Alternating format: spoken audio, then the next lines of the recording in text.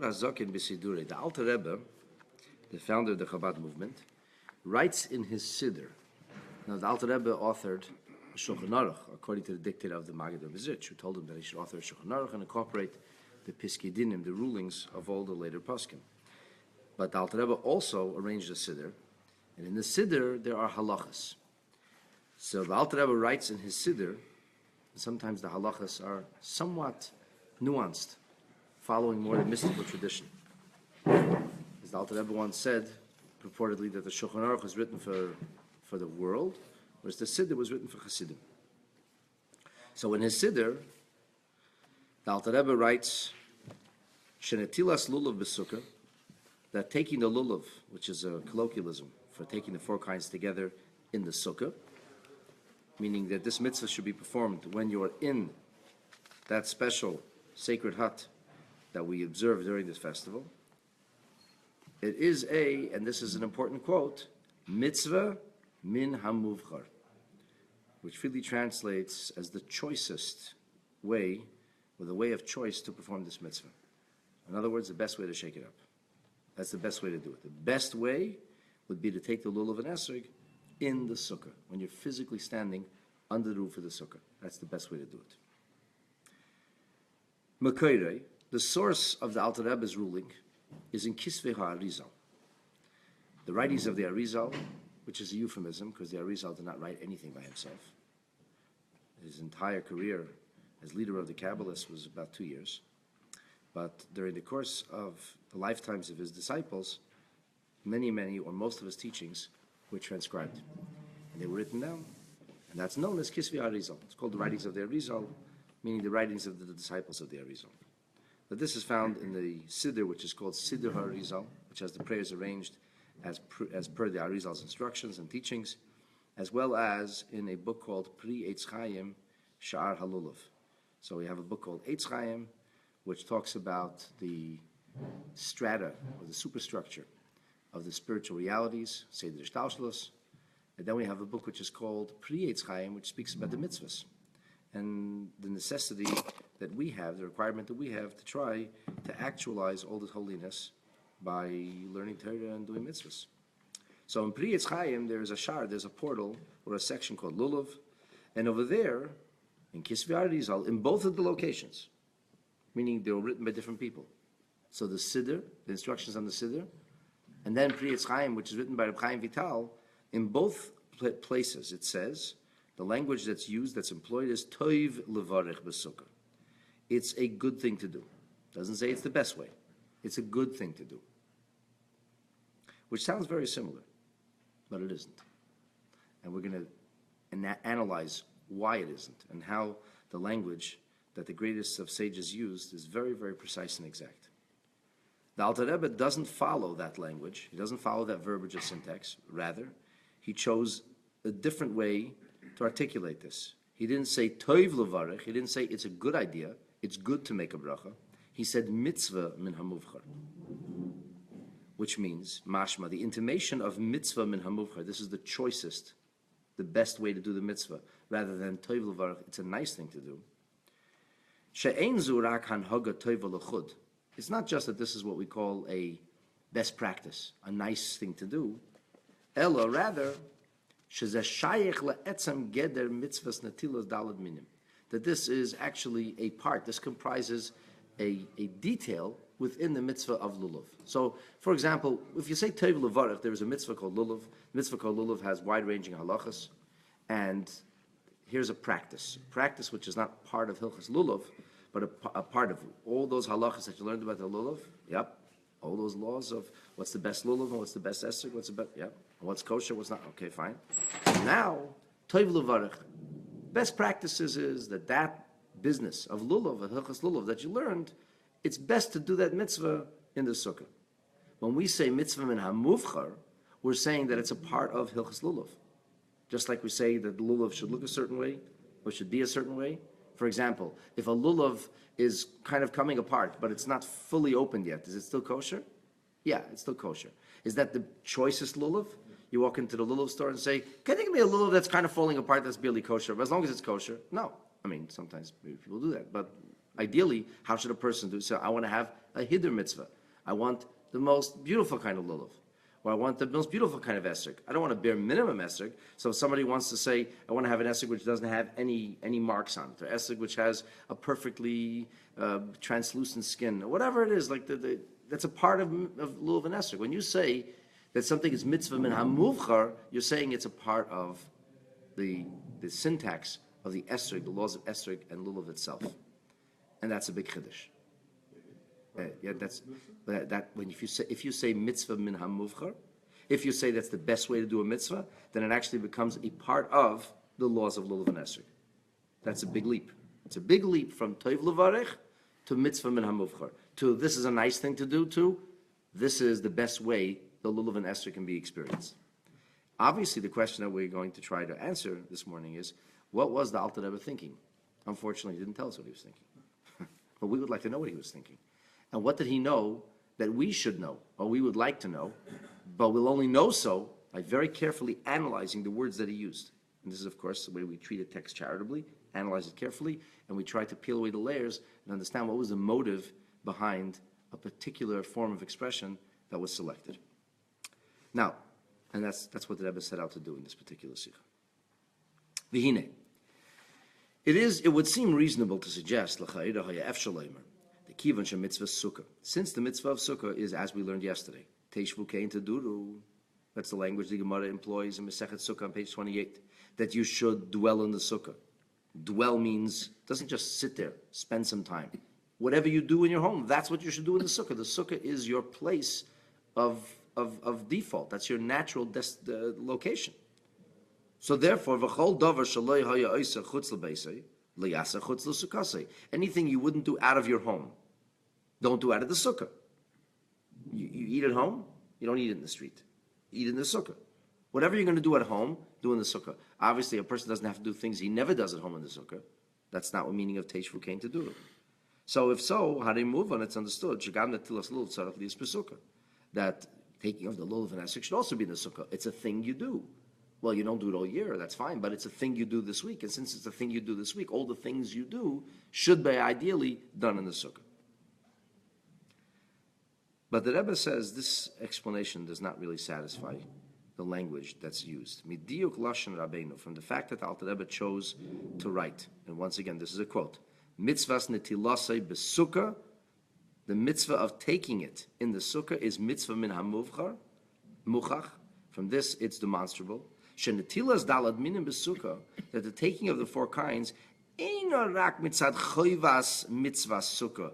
It's not out of a detail in sukkah, elo mitzad choivas or mitzvahs dalad minim. It's a part of the dalad minim. Big difference. Big difference to say it's part of observing the sukkah, or it's part of observing the lulav and esrog, the arba minim. From the way we say mitzvah muvchar, it seems to be a detail in the arba minim rather than a detail in sukkah. Which leaves us wondering, why and how could that be? How does the mitzvah of sukkah become a detail of the mitzvah of lulav? There are ostensibly two separate and totally different mitzvot.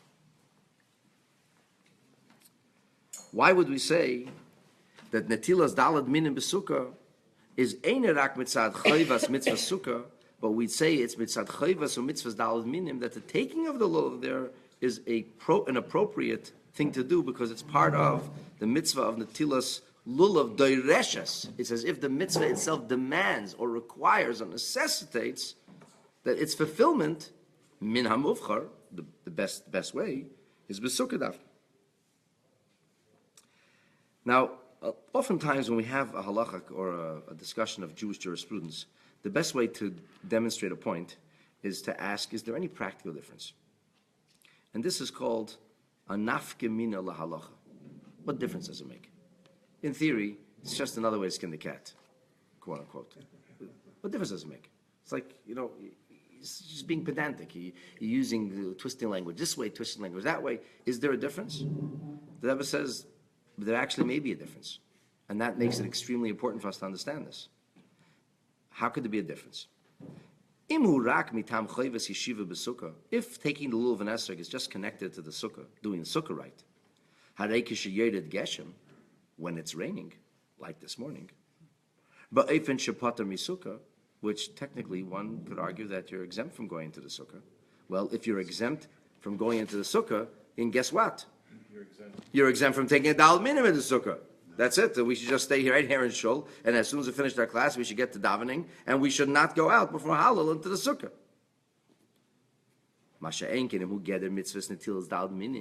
But if we are to say that taking the lulav and esrog in the sukkah is a part of lulav and esrog, it's part of daled minim, it's not part of sukkah. If so,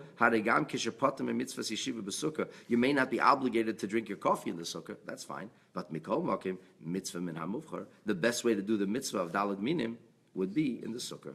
So in that case, if the best way to do the daled mitzvah is sukkah, it doesn't matter if there's a detail in hilchas sukkah, in the laws of sukkah which exempt you.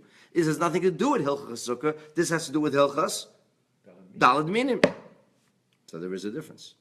This is not just an academic discussion. There will actually be a difference, no less than this morning.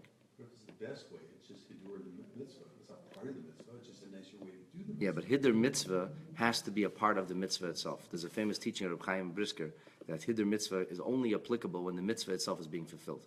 Once the mitzvah is exhausted, there's no point. They once had a shaila and about an esrog. It was an exceptionally beautiful esrog, but there was a question whether it was a kosher esrog because it could have been from a grafted tree. It's called the Segi Karfu.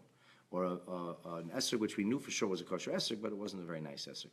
So the Chaim asked Chaim what to do. Chaim Brisker said, take first the Karfu esrog, and then afterwards take the other esrog. So they said, Work on the doubtful one? yeah, he said, make a bracha on the doubtful one, but then immediately put it down and pick up the other one. So they said, why? That doesn't make any sense. Make a bracha. So Chaim explained that once you fulfill the mitzvah with the other esrog, the hidur is meaningless. You can't take the karfu esrog afterwards. He said, it doesn't make a difference. You already did the mitzvah. So therefore, the only way to have a hidur mitzvah is when you're doing the mitzvah itself. Reb Chaim Brisker is a little smarter than us. Like it's a big chiddush actually, but that's a famous story / chiddush novelty from Reb Chaim Brisker. So the point was, he said you can only have this idea of hidur, of choicest, or most beautiful, most meticulous, when you're actually doing the mitzvah itself. It could not have been a mitzvah. It was a grafted. Ein hachinami. It maybe was not a mitzvah. That's why immediately after holding the karfu esrog, you took the other esrog. So if it was an esrog that was kosher, you had a beautiful esrog. If not, well, a moment later you took the other esrog. Okay. The Rebbe now has a meidike chiddush, a real incredible insight into this concept of lulav and esrog, based on, of course, the careful examination and analysis of the words that were selected by the Alter Rebbe in the Siddur. Here's the Rebbe's suggestion. The festival of Sukkot is radically different from the other festivals, the festivals of Pesach and of Shavuos. The Bepesach, etzem hazman di Yetzias Mitzrayim. It's the very fact that we come to the anniversary of the Exodus on the 15th day of Nisan. That is Sibat HaYom Tov. That causes the Yom Tov. What causes the 15th day of Nisan to be special? The answer is, it's the anniversary of our Exodus. That's the answer. So it's the anniversary of the Exodus. It's kind of like a time-related notion. You come to this, you come around the spiral, as I discussed on Rosh Hashanah, right? It's not a circle, it's a spiral. Come around the spiral right to where you were, and the same energy is once again resonating. You're back at the same place.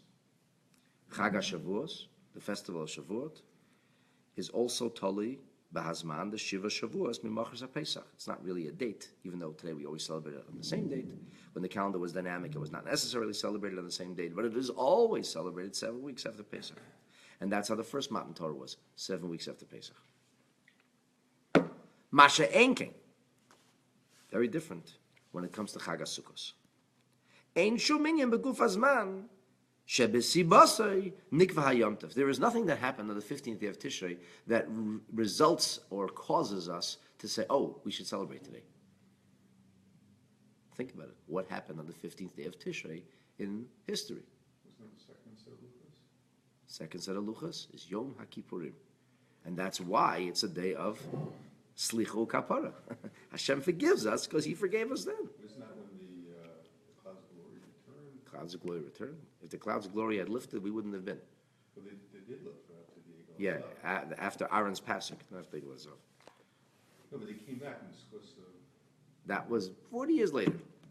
Nothing happened on the 50th day of Tishrei. You can dig, but don't bother digging deep because nothing happened. On the contrary, according to the Balaturim, he asked a question. He said, our Seder should have been in the Sukkah. Would have been natural. Eat matzah in the Sukkah. Why? You're commemorating going out of Egypt. So then go out of Egypt. Commemorate going out of Egypt as you went out of Egypt. Says the Balaturim, no good. If we would go out in the spring and have an outdoor holiday, everybody would say, yeah, of course they're going outdoors. It's spring. Who doesn't want to be outdoors in the spring? Says the Balaturim, that's why the Torah ordains that dafka we should go outdoors when everybody's coming indoors. That doesn't mean you're supposed to freeze. It's not to kill yourself. You're not supposed to go outdoors in January. But it says go outdoors when everybody's winding down. Summer's winding down. The CNE was a month ago. It's over. Summer is over.